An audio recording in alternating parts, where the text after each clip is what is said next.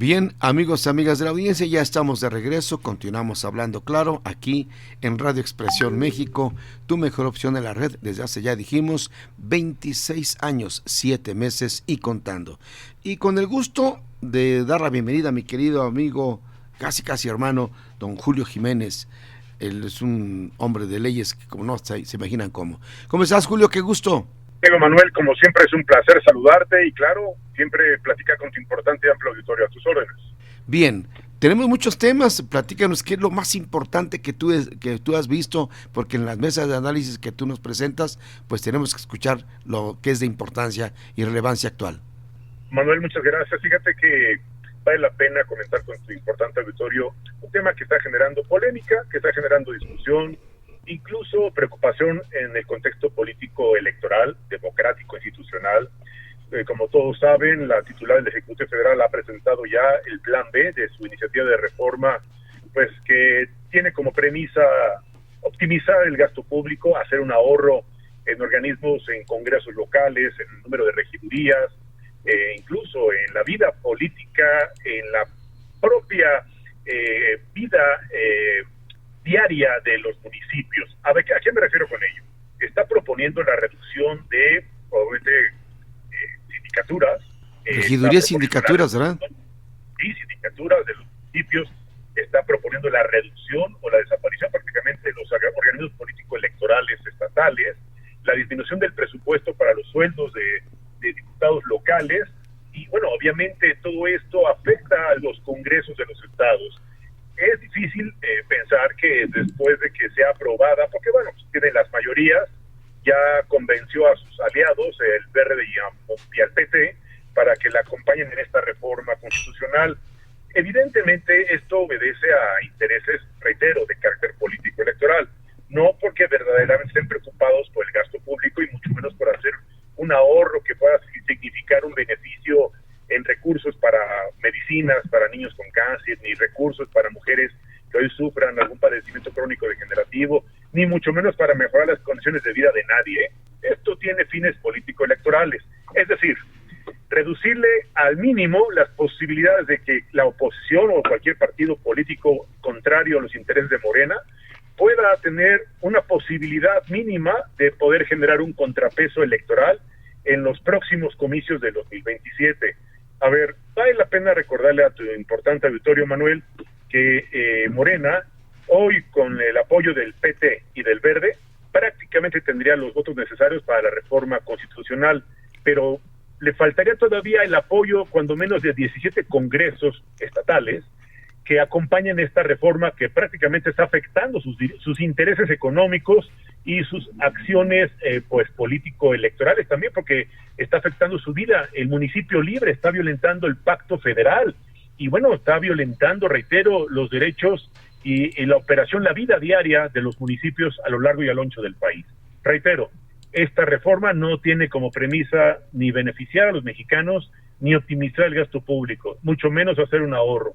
Sí se van a ahorrar millones de pesos, pero yo quisiera preguntarte, Manuel, amable auditorio, si hay certeza, si hay un plan, un esquema donde esos dineros se van a canalizar de manera transparente, de manera directa, en programas que verdaderamente beneficien a los mexicanos, o se seguirán utilizando a través de programas sociales para seguir comprando voluntades o seguir vendiendo futuros de un México que no existe, Manuel. Bueno, que el tema es muy fuerte para este momento. Déjame que primero tendrían que decirnos qué pasó con esos casi 11 billones de pesos que se incrementó en la deuda de nuestro país. ¿Dónde está ese dinero? ¿En qué lo han aplicado? Y si no sabemos dónde está en principio de cuentas en términos reales, y aún así quieren seguir desgastando. Y como tú lo has dicho, lo más importante es buscar la manera de ejercer todo lo que sea posible el poder para evitar que haya oposición y que pudieran ser competitivos. A los estados no les va a agradar de ninguna manera que a sus municipios les quiten regidores y síndicos, y la reducción de recursos a los diputados tampoco les agrada, ¿eh?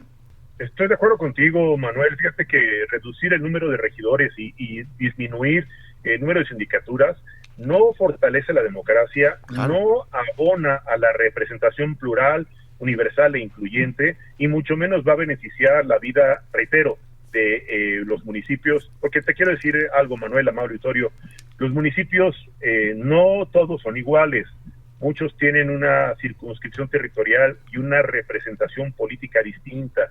No es lo mismo el municipio de San Pedro Garza García, allá en Nuevo León, que el municipio a lo mejor de Ecatepec en el Estado de México.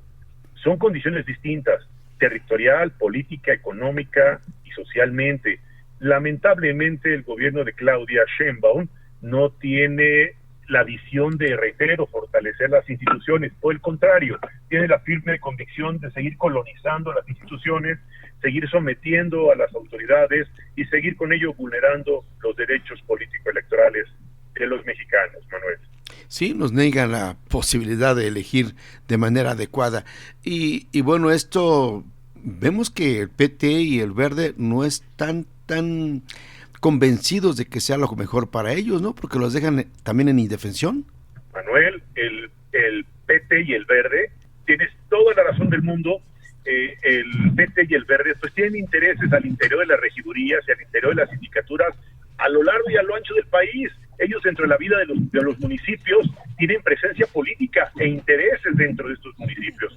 Y esta reforma viene a debilitarlos, viene a afectar su vida política, su operación social, y la verdad es que viene incluso a afectar su futuro democrático electoral.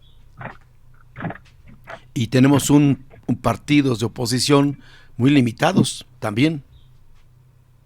Que es cierto lo que dices, fíjate que pones algo sobre la mesa muy importante. Los partidos de oposición son prácticamente de ornato, porque son partidos que no gozan ni del beneplácito ni del voto de confianza de los mexicanos.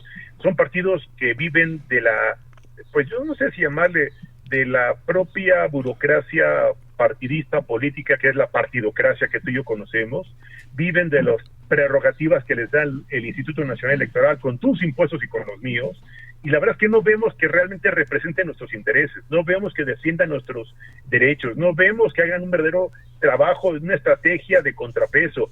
Son títeres, son comparsas, son leales en algunos casos a los intereses del gobierno, o simplemente están buscando un acuerdo para buscar la impunidad o la inmunidad que les brinda el fuero constitucional, que es esta inmunidad procesal, y gracias a ello tenemos hoy legisladores, pues como aquel legislador que fue gobernador de Morelos y que fue jugador profesional de fútbol, ¿sí? Que hoy pues goza de este privilegio de el fuero constitucional, y eso le da inmunidad procesal o inmunidad judicial, como le quieras llamar. Esto es un acto de impunidad que está generando un precedente muy negativo para el acceso a la justicia de las mujeres que son víctimas de la violencia, que son víctimas de generadores de violencia y que no ven cómo el gobierno de Morena les garantiza el acceso a la justicia y que mucho menos combata, prevenga o erradique a estos generadores de violencia que a lo largo y a lo ancho del país siguen siendo un factor de preocupación y un, yo diría, elemento determinante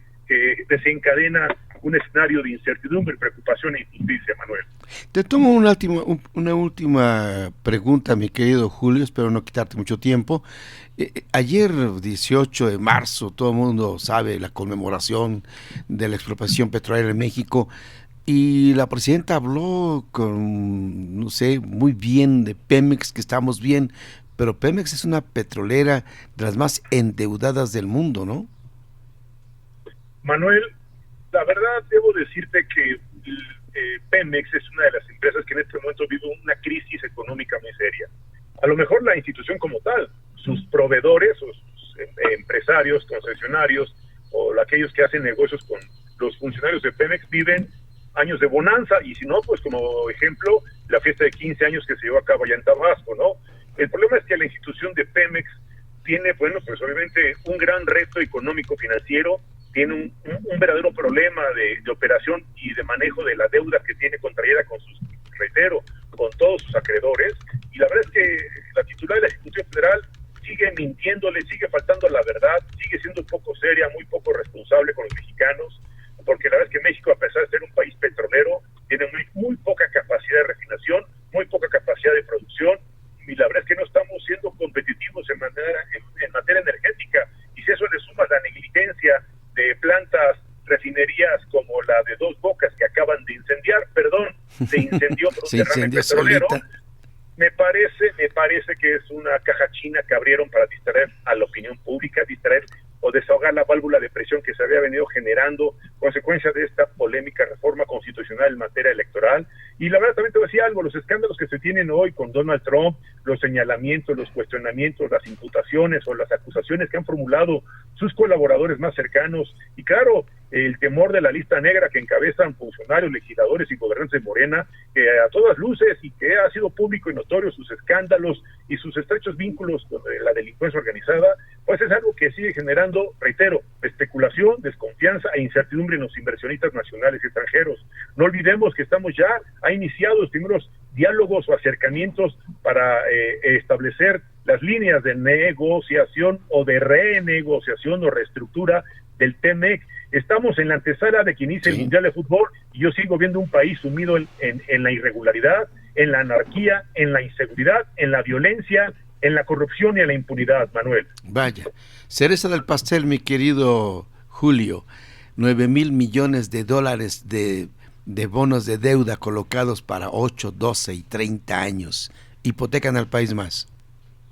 Pues siguen endeudando las próximas 3, 4 generaciones, tus tataranietos, tus bisnietos seguirán siendo deudores de estos excesos, caprichos, negocios inconfesables de un gobierno irresponsable, de un gobierno que prometió no endeudar, no traicionar, no robar, no engañar, y han hecho precisamente todo lo contrario. Lo preocupante, Manuel, es que el pueblo bueno, sabio y profundamente desinformado o cooptado por programas sociales siguen siendo leales a ciegas en los ejercicios político-electorales y siguen votando en cascada por este nefasto gobierno de Morena que solo nos ha traído desgracia, inseguridad, corrupción y violencia. Y eso es algo muy preocupante para los mexicanos, claro, que como tú y como yo, sí trabajamos. Te quiero decir que desde el Colegio Nacional de Abogados, del cual me honro, soy el vicepresidente del colegio, para aquellos que sí estudiamos una licenciatura, una maestría y un doctorado, pues no somos personas desinformadas y no nos engañan, no nos sorprenden. Claro. La verdad es que este gobierno de Morena sorprende a la gente profundamente desinformada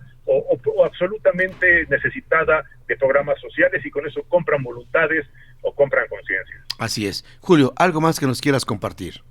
Agradecerte la oportunidad de poder platicar contigo y con tu importante auditorio y como siempre reiterarme a tus órdenes. Para mí es un honor y un privilegio platicar contigo cada semana y siempre que me requieras estaré a tus órdenes. Señor, un abrazo para ti con todo mi afecto, quedamos pendientes, que tengas buen día y buen provecho. Igualmente, muchas gracias, excelente tarde y como siempre mi reconocimiento a tu gran equipo de colaboradores y a tu amplio auditorio. Muy buenas tardes. Gracias. Nos escuchamos la próxima semana. Pues amigos, amigas de la audiencia, él es mi querido amigo Julio Jiménez, doctor en Derecho, y no saben ustedes, bueno, además quiero presumirles con muchísimo gusto, este hombre es tan brillante que tiene programas en todas partes, en la televisión, en la radio, en los mejores y más escuchados programas, y tenemos la fortuna de contar con él aquí en Radio Expresión México. Vamos a un espacio de identificación musical y regresamos para continuar hablando claro. Radio Expresión. Muchas gracias, muy buenas tardes. Desde el centro del mundo, www.radioexpresionmexico.com. Desde la capital del mundo. Estás escuchando www.radioexpresionmexico.com.